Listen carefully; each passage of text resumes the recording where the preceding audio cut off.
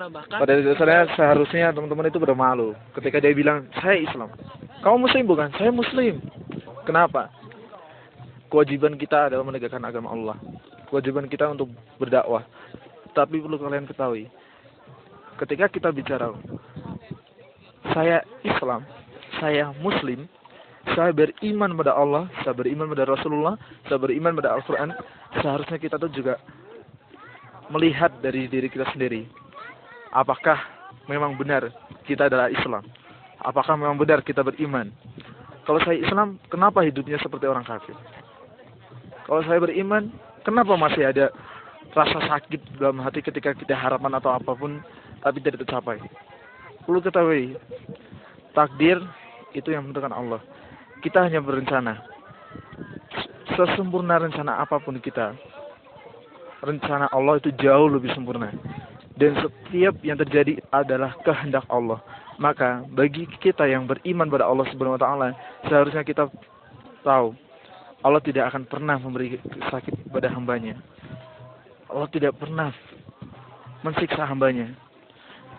Setiap ujian, cobaan, itu hanya menguji kita tentang kesabarannya. Menguji kita tentang apakah kita benar-benar beriman. Ingatlah, masih ada kebahagiaan di balik cobaan dan ujian. Ada tambahan tadi kan saya belum nambah. Gimana, Pak? Tadi kan kita bilang kita beriman. Kita pasti akan ada ujian masing-masing. Ketika ada ujian beriman, ketika jangan sampai kita balik ke belakang atau kita murtad dari agama Islam ini. Soalnya dari ini janji Allah. Am hasibtum an tadkhulul jannah? Apakah kamu mengira kamu akan masuk surga? Ini diejek oleh Allah, Masya Allah ini. Kita diejek oleh Allah. Kalau kita mengatakan beriman, kita nggak cukup mengatakan beriman, tapi ada ujiannya. Walamma ya'tikum masalul ladina khalau min qablikum masakumul ba'sa wad-dharra wa zulzilu hatta yakuna ini dan seterusnya. Al-ayah. Jadi, apakah kamu mengira akan masuk surga? Padahal kamu belum diuji seperti kaum terdahulu. Seperti pada zaman Rasulullah ketika dilempari batu oleh para orang-orang kafir. Terus para sahabat ketika menggantikan Rasulullah dengan iman. Contohnya Abu Bakar ketika menggantikan Rasulullah ketika di tempat tidur. Dan sebagainya. Masih banyak kisah-kisah yang mereka diuji dengan. Gak cuma mereka bilang beriman, tapi mereka diuji dengan ujian yang sangat berat. Bilal bin Rabah, terus Sumayyah dan sebagainya. Itu ujian keimanan. Jadi kita pasti ada ujian keimanan masing-masing.